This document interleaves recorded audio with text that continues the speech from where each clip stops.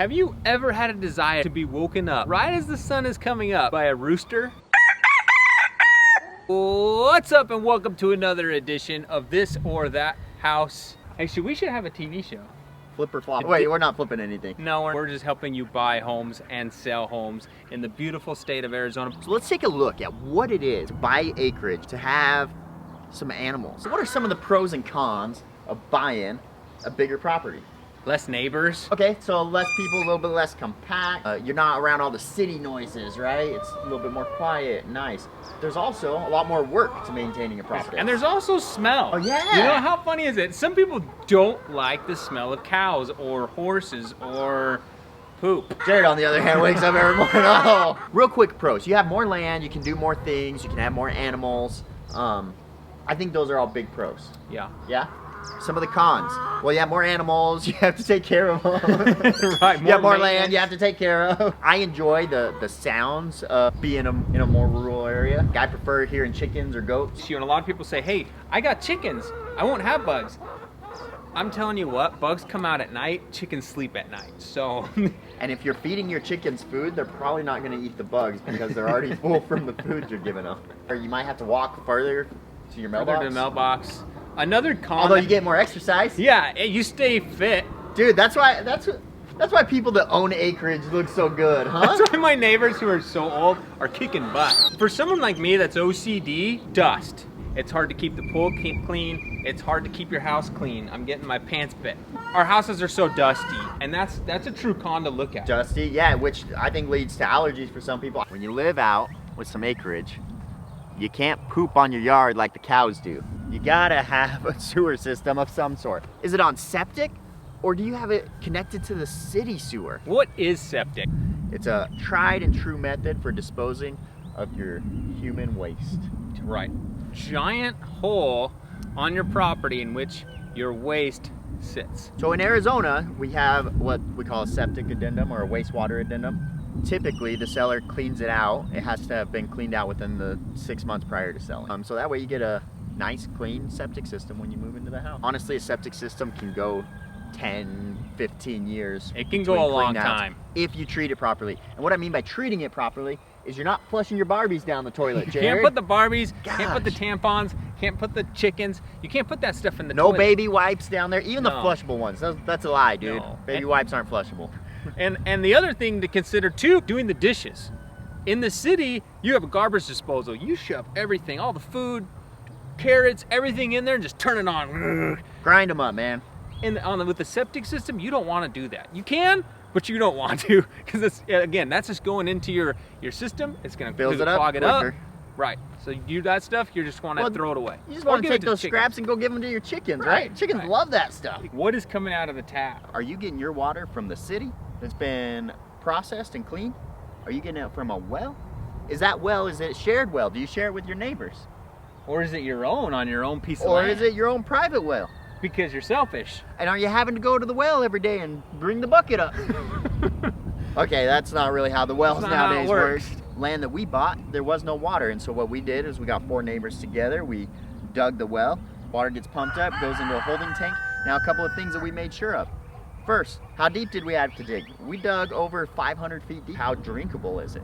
When we took that well water, we just straight up took a sample, got it tested, and it was cleaner than the city water. Now this is funny because a lot of people think city water's safe, right? Well, not always. There's been plenty of cities, you can Google it, even ones in Arizona that have had water issues because they found fecal matter in that water. It's not always safe just because you're getting it out of the city. Or other things. So I remember hearing a story of a city that's like, hey, this level of arsenic is allowed in the water. And I know people don't like to think, hey, there's arsenic in my water, but yes, a certain amount is allowed. It's okay. And anyways, it tested higher than that. And they're like, crap, what do? We can't filter this out. So then they said, okay, now this level of arsenic is allowed. That's basically how they worked it out. That's genius. So you want to buy a horse property. First thing you need to do, buy cowboy boots. I think that as the seller, they should offer a pair of boots to whoever's buying the house. Dude, that's a great idea. So what do you need to really look out for when you're buying a horse property? One of the things you're gonna look for is the structure. Depending on what you're doing with the land. I mean, you could buy a piece of property that's just pure dirt. It has a house, but the whole back is just dirt. It hasn't even been touched yet. But what about a barn? What about stables? You're gonna see a lot of these, not so much barns, but because these are so airy, it allows the air to really flow through. What about fencing even, right? Fencing, just in case you don't know where those animals are gonna wander off to. If you're even gonna get animals, or just keep your kids contained. Okay, now fencing is super critical when you're looking at horse property or property where you want to have some acreage and some animals. Hey, maybe the fence needs to be smaller because I want a bunch of goats and I don't want my goats squeezing through the fence. Or maybe you want your chickens to run around, and so then you need even smaller. Or maybe you just want these giant animals that are called horses, or your cow, and so you're like, hey, that's fine, I can have a fence that's a little bit bigger. Either way, you want to make sure that your fencing is adequate for the type of animal that you're wanting to put. For example, you might come out here and think, hey, this fencing is fine for a horse.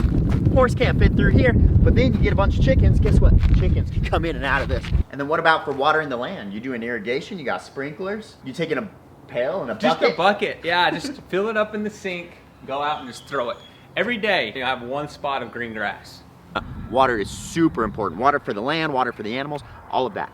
So some of these properties have irrigation. You want to see what that looks like? Let's go.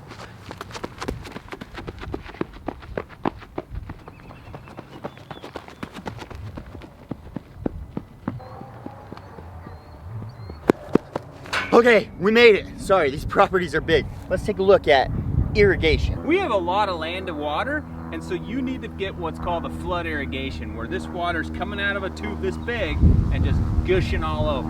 That's right. They call it flood irrigation because you're flooding the property. So you have to make sure that, you know, the berms are in the right spot so it's not going over to the neighbor's property, not spilling over to other areas. And again, something to consider when buying a house, because if you're set up and you don't have berms and your water's going to go to the neighbors, well, that's a problem. Your neighbor's not going to be happy. You're going to be losing money because you're spending money on this water that's going to your neighbor's house. So a lot of people that have animals love to get into these properties that have flood irrigation because it is a much cheaper way to keep the grass green, keep the animals happy, water everything. But not every property with acreage is going to have that option. So how many properties in Arizona have acreage?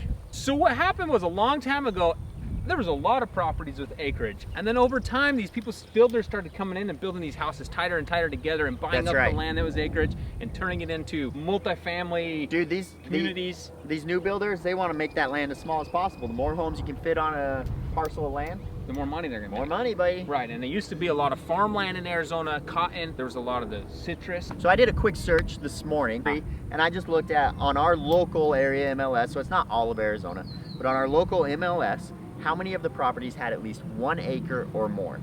And it was just over 12% of the active or coming soon listings. Just having an acre does not necessarily define your property as a horse property. Some properties can be smaller and still have horses. It depends on the city, town, municipality, and their zoning regulations. Have you ever wanted to live on an island? So a county island is basically a piece of land that the governing body is the county as opposed to the city. Now it could have a city address even, but it's a county island. If you haven't liked or subscribed yet, do so. And if you're looking for a house in Arizona, give me or Jared a call. He'll get you money, I'll get you the house. Happy to help you guys.